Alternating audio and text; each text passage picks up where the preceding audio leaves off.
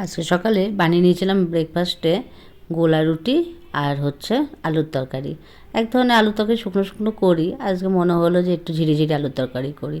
সকালে চাটা করে নিচ্ছি, একটু আদা দিয়ে, শীতকালে তো চা খেতে ভালোই লাগে, বাট চা খেলে আমার না ভীষণ অম্বল হয়, যার কারণে আমি খাওয়াটাই বন্ধ করে দিই। কিন্তু শীতকালে একটু চা না খেলে ভালো লাগে না, তো চাটা খেয়ে চলে যাবো হচ্ছে রান্না। একটু ময়দাটা মাখিয়ে রেখে দিয়েছি, সকালে যেহেতু ছেলেকে টিফিন দিতে হয়েছে, গোলা রুটি করে দিয়েছিলাম ওকে, আর আমাদের জন্য একটু বেশি করে পাতলা করে করে রেখেছিলাম। এই পাতলা পাতলা রুটিগুলো খেতে বেশ ভালো লাগে। আর শুকনো ঝিরি ঝিরি আলুর তরকারি আমার বরের আবার খুব প্রিয়, ও আবার শুকনো শুকনো আলুর তরকারি একদম খেতে পারে না। আর আমি আবার শুকনো শুকনো ঝিরি ঝিরি মানে ঝোল ঝোল আলুর তরকারি ভালো লাগে না, একটু মাখা মাখা হলে বেশ ভালো লাগে। তো এইখানে কেউ করে নিচ্ছে এই পাতলা পাতলা করে গোলা রুটিগুলো আর ওই আলুর তরকারি। আজকে সকাল ব্রেকফাস্টে এটাই করে দেবো। দুপুরে একটা রান্নার পর্ব আছে, আমাদের তো পর্বের শেষ নেই, তাই দুপুরে রান্না কী করব এখনও ঠিক ভেবে উঠতে পারিনি। বাজার নিয়ে এসছে অনেক রকম, এটা খাওয়া দাওয়া করে তারপরে দুপুরে রান্নায় যোগ দেবো।